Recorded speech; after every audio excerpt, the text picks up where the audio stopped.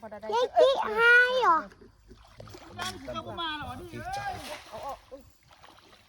กู้นานไปนะกุ้งค่ะแต่ตู้จะเก็บกุ้งลงกระต่ายไปไหนเห็นนะกุ้งจะตัวใหญ่ๆแล้วดิแต่งงมๆพูดหน่ากุ้งใหญ่ค่ะ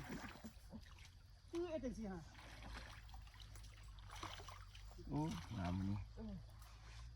กับแห่นี่มัน เลิกเนาะ ตัวแล้วแม่น่ะมาไต่ไปเห็นนะกุ้ง เอาลงใส่คุเอาจังมาปลาเลยนี่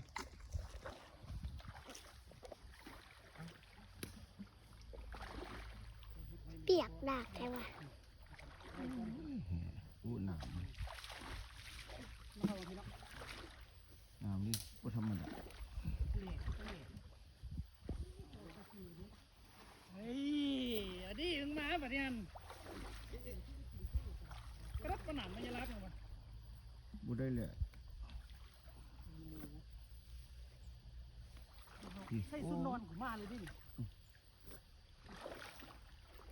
โอ้ยโอ้ดีเลยนอนขนาดมาเลยพี่ไม่เบิดเวลาเฝ้ามา ตาดอน